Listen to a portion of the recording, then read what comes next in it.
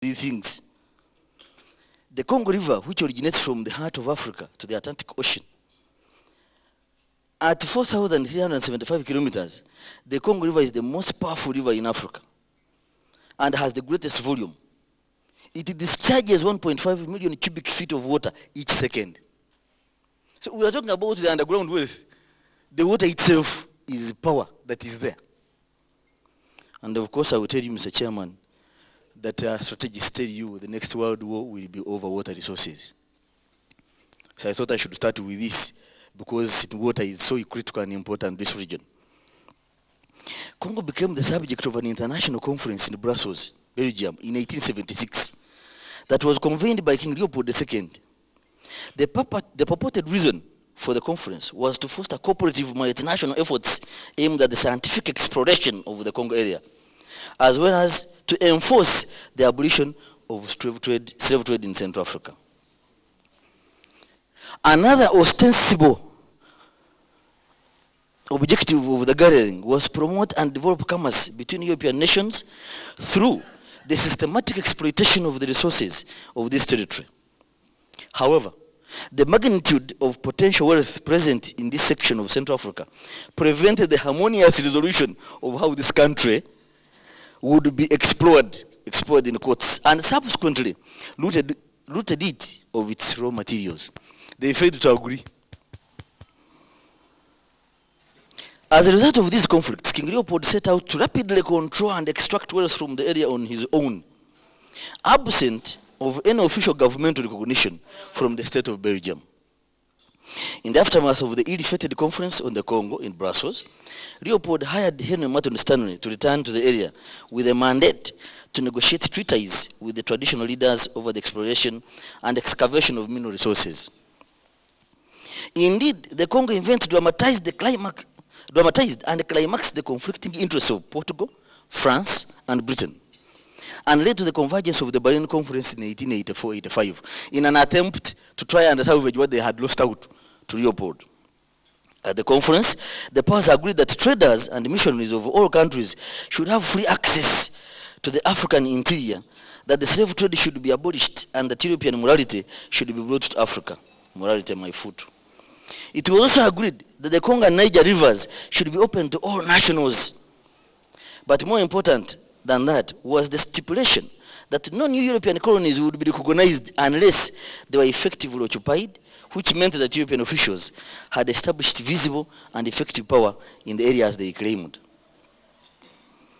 The Western European proclamation related to the abolition of slavery was mere designed to replace one form of exploitation and oppression with another. That is classical colonialism. So prior to 1908, Congo was known as the Free State and was controlled personally by Leopold and his functionaries. He controlled it as a personal estate.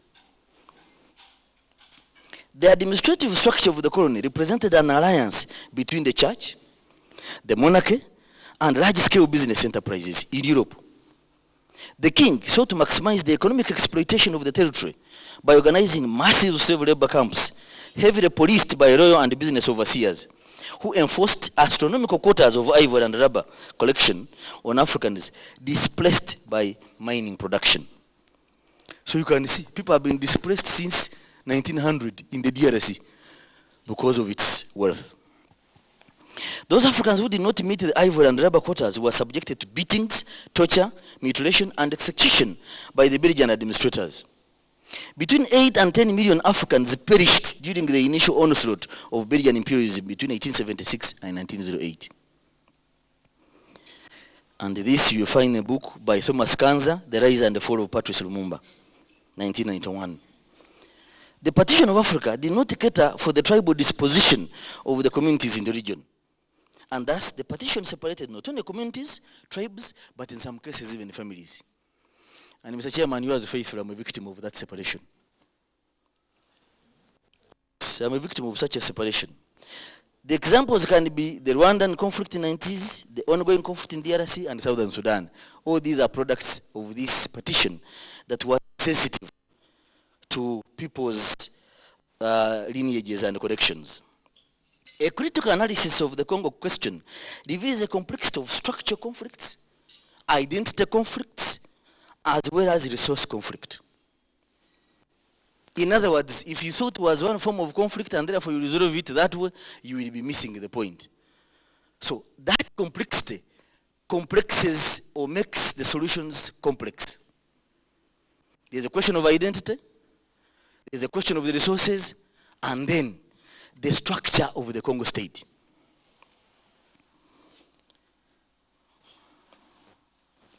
The DRC is typical of the African paradox, in that while the power and areas of activities of the state have grown in the post-independence era, for most of the Africans, the state still has very little meaning, as many people continue to operate outside its ambit. This is Mamudani, 1996. Thus, elsewhere, colonialists left whereas elsewhere, the colonialists left a decapitated state, the Belgians in Congo left no state at all. Vagaries of weather.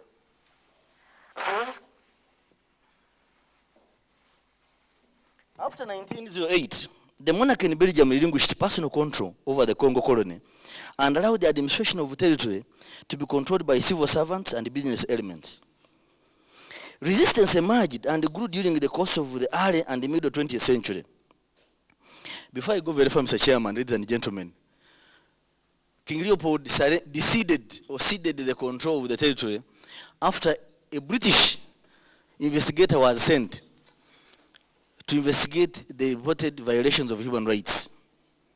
And what he wrote alarmed Europe. So the Belgian state, out of embarrassment, had to take over from their king. Ironically, the same individual was to face the gallows for violation of human rights in Far East Asia. A man who had investigated violations eventually was charged and found guilty of violating human rights elsewhere. By the late 1950s, when liberation movements began to gain strength on the African continent, the masses in Congo demanded national independence from Belgium. Patrice Lumumba emerged as the national figure in the Congolese political life during the mid-1950s, when he headed several associations in the city where he grew up, Stanleyville, in Oriental province. As chairman of the association of the Evolue, the colonial authorities began to consider him a dangerous threat to the status quo. During the same period, Mr. Chairman, Lumumba cultivated contacts and alliances among the more progressive elements within the European settler community who opposed the policies of the colonial regime. Some of his European friends had connections within the Belgian Socialist Liberal Coalition government, which came to power in Brussels in the national elections of 1954. By 1958, Lumumba had gained significant political experience and notoriety within the colonial capital of Leopoldville, which is now Kinshasa. That same year, he created the nationalist party known as the Mouvement National Congolais, which was in favor of a non-ethic approach to the African struggle for independence. Lumumba's international exposure during the All Africa People's Conference in Accra, Ghana, brought the MNC leader to the attention of the Pan-Africanist movement. The conference was held in December 1958 under the direction of the then Prime Minister Kwame Nkrumah and the Bureau of African Affairs Director George Padmore. In the aftermath of the AAPC inaugural meeting, Lumumba gained the support of freedom-loving forces throughout the continent and the progressive world community of public opinion. On January 4th, 1959, rebellions erupted throughout the Belgian Congo after a mass meeting was held by the MNS Lumumba in the capital of Libreville, Kinshasa now. The rapidity with which the transformation of political life swept the country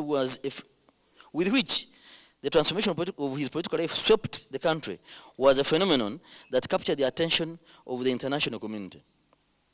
After a series of negotiations, the La Loi Fondamentale sur le Statut du Congo was ratified by the Belgian state with the signature of King Baudouin. King Baudouin was now the one in charge after his predecessor. When elections were held inside the country, May 11th to 25th, 1960, Lumumba's party won a majority of seats within the National Assembly. On June 24th, 1960, a unity government was formed with Lumumba as Prime Minister and Kasavubu Abako, a regional-based ethnic-oriented party, as head of state. After the nationwide rioting in 1959 and anti-colonial struggle, the government gave the Belgian Congo independence on June 30th, 1960. 2 weeks after the ostensible transfer of power from Belgium to Lumumba Kasavubu government, mutinies and rebellions were occurred throughout Congo over the military. Initially, the problem within the Force Publique Belgienne, colonial parliamentary force, were caused by the dashed expectations of the African rank and file members of an immediate improvement in pay and promotion comparable to the exclusively European officer corps. So what we faced in 64 here happened in Congo 4 years earlier. In addition, the secessionist parties such as CONACAT and MNC Kalonji began a campaign of separation from the central government. On July 11th, Mose Shombe declared the Mino-Rich region of Katanga independent of the Republic of Congo, headed by Patrice Lumumba. Belgian troops stationed in the region served as the divisive factor in maintaining the alleged Katanga rebellion for months. Shombe requested and received the assistance of the then settler colonial regimes of Rhodesia and South Africa, which provided extensive battalions of military troops. In response to this provocation, Lumumba requested the intervention of the United Nations in order to establish a modicum of civil authority inside the country. However, this decision on the part of the Congolese leader proved to be his ultimate undoing politically. After the arrival of UN forces in Congo in mid-July of 1960, the Secretary General, Dag Hammarskjöld, objectively sided with the political forces domestically and internationally who were in opposition to Lumumba's policies. Are we reading the roadmap we have taken? Even the Secretary General has supported those who are against the central government. With the failure of the UN directed military forces to prevent the effective collapse of the post-independence government, Lumumba publicly appealed to the Soviet Union for material assistance. This was his death sentence. Even though Lumumba traveled the US twice during 1960, in order to explain his position to the US government and the UN, he was targeted by the State Department for liquidation at the hands of the Central Intelligence Agency. In a 1975 congressional hearing, chaired by Idaho Senator Frank Church, one former National Security Agency staffer, Robert Johnson, testified about a high-level meeting between President Eisenhower and the top-ranking intelligence officers, where a decision was made to assassinate Patrice Lumumba. When Kasavubu publicly broke with the governing coalition and dismissed Lumumba from the Congolese government on September 5, 1960, the stage was set for the eventual kidnapping and execution of the Prime Minister by the forces of Mobutu and Shombe, with the full backing of the US and other colonial powers. Mobutu had initially made a bid for political power in mid-September 1960 by announcing that he was neutralizing all political leaders in the country. I need to note, Mr. Chairman, by then Mobutu was a sergeant. Lumumba, along with 2 of his colleagues, Maurice Simpolo, the Minister of Youth and Sports, and Joseph Okoto, President of the Senate, were brutally murdered on January 17, 1961, in Elizabethville, the capital of Katanga. International outrage against his murder was felt throughout the continent and the world. At the UN headquarters in the US, African Americans violently disrupted the proceedings of this world body, blaming it for the murder of the Congolese leader. It is imperative to note, therefore, that the Western Leviathan, that is the state, was a class construct. The state in post-colonial Africa was not an instrument of a single class. It remained a conveyor belt between the metropolitan bourgeoisie, the indigenous petit bourgeoisie, and the landed class. If you have not rubbed shoulders with political economy, this might be literature from Gujarati, but we can continue. The Congo state did not have any of these elements I've mentioned above. The army was mutinied, and 1 year later, Patrice Lumumba, as I said, had to go and executed. So in 1965, Mobutu Sese Seko Kuku Wazabanga gained full power as prime minister. I also need to inform the audience that Mobutu was invited by Lumumba to come back to head the army because he was doing journalism in Belgium. because there was no single Congolese officer. So he brought this Sergeant Mobutu, promoted him to Lieutenant Colonel, and appointed him the army commander. I need to observe also that by independence, Congo had only 3 graduates. 1, 2, 3. That's the state we are talking about. Since the Cold War was at its peak, and the Soviet Union had a military base in Angola, Mobutu used Zaire, as he named it later, as a base for the US, and being backed up by the West, he gained much support.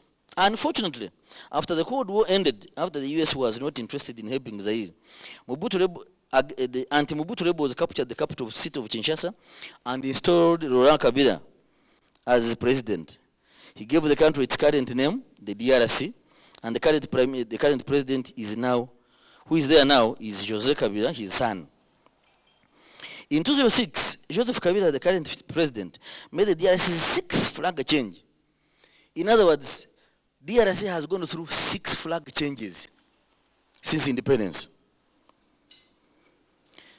Along with the new constitution, he changed the flag back to a replica of the 1963 flag, contrary to his father, Laurent, who had also changed the flag, by the way.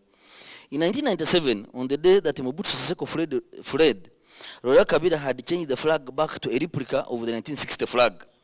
This was to mark the old reign of Patrice Lumumba, his hero. And that's when they constructed even the statue of Lumumba in Kinshasa. Although most of the Democratic Republic of Congo's flags look similar, they have different meanings. Their new flag, unlike the identical 1963 flag, too, had blue for peace, red for the blood of their martyrs, yellow for wealth, and the star a radiant future. The 1963 flag was as follows: red for people's blood, yellow for prosperity, and blue for hope, and the star for unity. In addition to the war and the greed in the DRC, the amount of flag changes indicates the country's shaky government. In spite of its poverty and war, this country has not gotten much help from organizations such as the United Nations. In 1960, Belgium gave the DRC 5 months to prepare for independence, which was far from enough. At that time, there was 2 problems, none of which the UN could solve.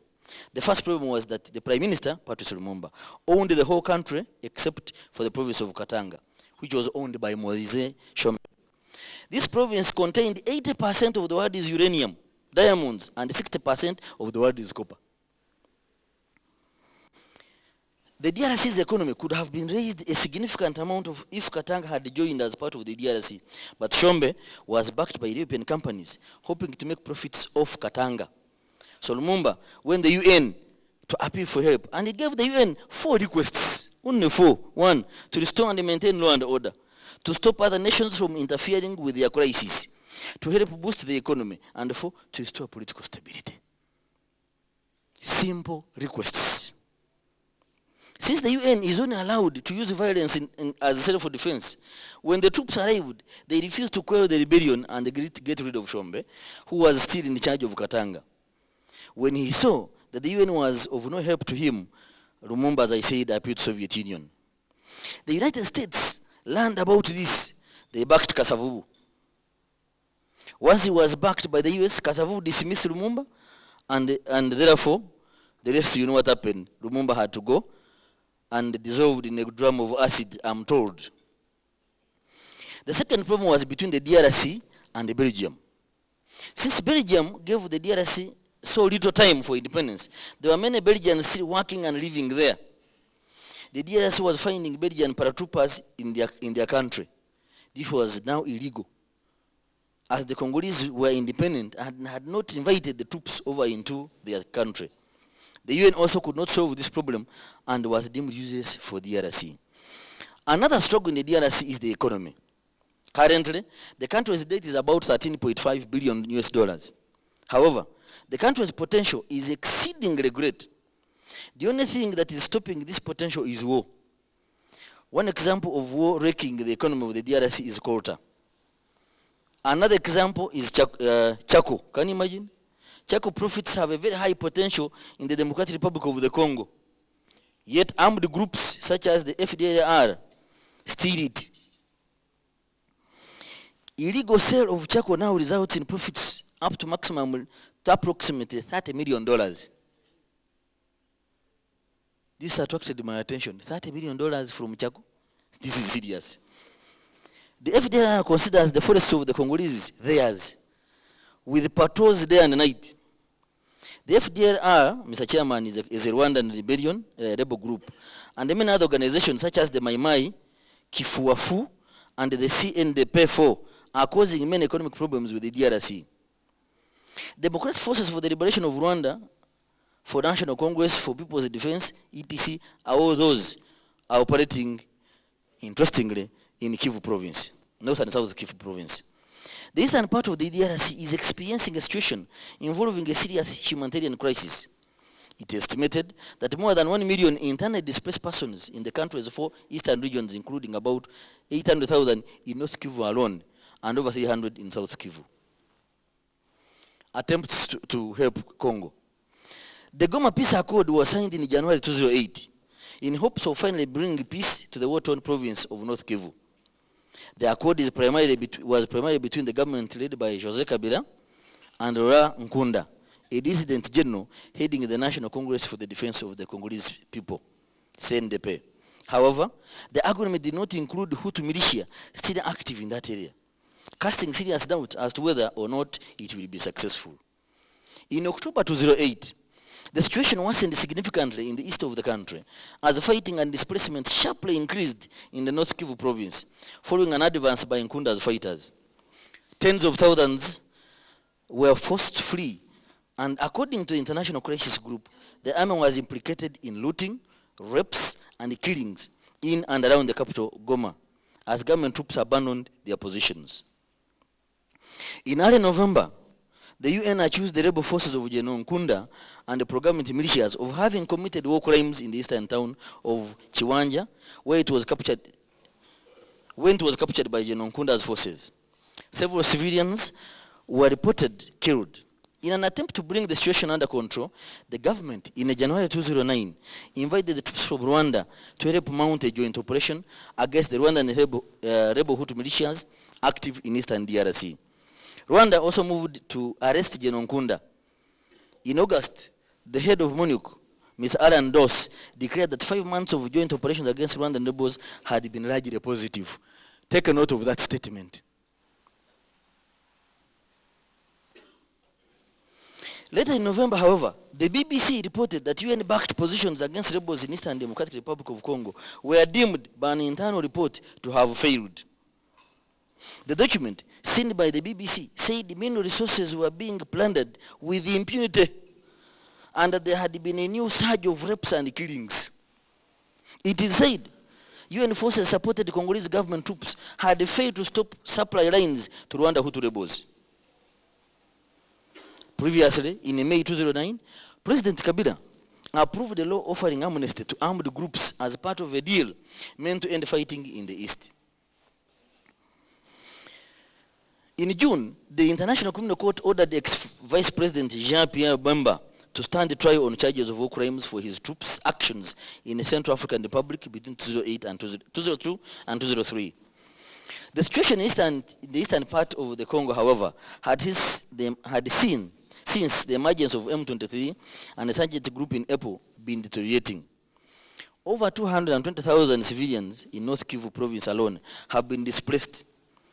Attacks against civilians are increasing, and I think tensions increasing in the Minno-rich territory that has suffered over 15 years of violence and instability. Efforts to bring peace to the region have been rendered fruitless. At the regional level, peace agreements between DRC and Rwanda, July 2012, and between DRC and Uganda, September 2012, has made it possible to record tangible and significant progress to improve security. However, all these agreements have gone to waste. Even the UN Stabilization Mission in Congo, MONUSCO, has failed to bring sanity to the region. Mr. Chairman, I want to save you the bother. I'm concluding. Other high-level diplomatic initiatives have been held at African and UN levels to try to find solutions to the issue. And yet, as all chaos is happening, the government in Kinshasa keeps blaming external forces for the unrest, Rwanda inclusive. But the crisis, according to regional lawmakers, and the members of the Great Lakes Parliamentary Forum on Peace, Amani Forum, which many of you know of, who made to find a way forward in the Congo conflict last week, should be blamed on the DRC Congo. In conclusion, as long as the Western imperialist countries continue to utilize the Democratic Republic of Congo as a source of strategic minerals, the country will be subjected to renegade rebel incursions that are instigated by multinational corporations. The African Union, which is also a focal point for imperialist interference, must struggle to develop an independent foreign policy that upholds the right of its member states to self-determination and sovereignty. The solution to the problems in the DRC is a representative of the post-colonial crisis in Africa and throughout the world. Despite national independence, the imperialist nations and the multinational corporations are continuing to seek dominance through the manipulation of various sectors of the population. As long as political stability can be maintained in the DRC and other regions of the continent, it will provide a rationale for the Western nations to militarily intervene directly or under the guise of the United Nations. Anti-imperialist forces inside the US and the Western capitalist countries must study the history and the contemporary situation inside the DRC. When the historical development of the country is taken into consideration, it becomes quite obvious that a political solution to underdevelopment and the failure of capitalist economic methods can only come about through a total break with neoliberal policies that are promoted by the IMF and other agencies.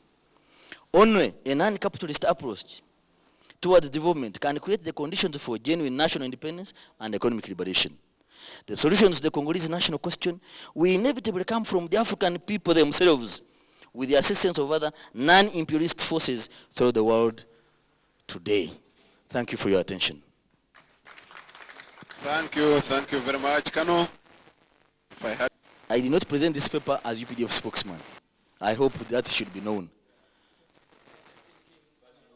Of course I am. Yeah, but that does not cut off my head as an intellectual. It is very healthy and it is welcome, and cannot be assured this is a think tank. This is a think tank, and this is a forum of what we think is the understanding group, the intellectual team. So feel free and very comfortable, and we share together exhaustively. I wanted to ask the framers of this topic, Mr. Coach, whether we couldn't, besides the political and economic implications, also discuss the legal implications. But I'm very happy that my friend, Honorable Rawand Shirakawama, have answered my queries that indeed the President, besides the proposal, he cannot go beyond that and unconstitutional or illegally give away the forest. That has been, I think, answered. But also my point is, besides the President, wouldn't we get the other person from the government who is the same line? That indeed Mabela should be given aware, therefore it can come here and support the same argument. Because we seem all to be on one side, that Mabela shouldn't be given away apart from the permanent and pensionable RGCs. And for me, I believe, like other world did last time, that the sugar politics of this country, the giving away of this forest is more than the sugar production or the sugar politics as we call it. Kagame visited Uganda in a space of about 2 months. Several times. And the commentators did comment and mentioned that something was breaking. And M23 came to surface. The allegation against Uganda in the report is that these guys have an office in Kampala. In all the defense the Ugandan government has put, this has not been denied, nor has it been confirmed. In Kano Kurege, we want to know, as Ugandans really, what your stake as a government is in that accusation.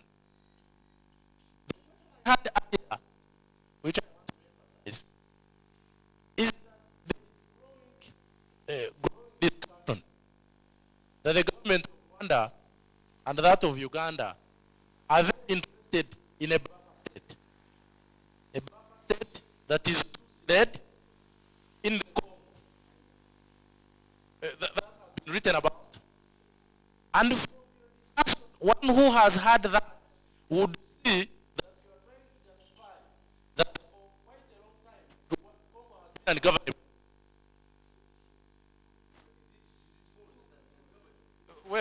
issues, even Uganda was governed by some.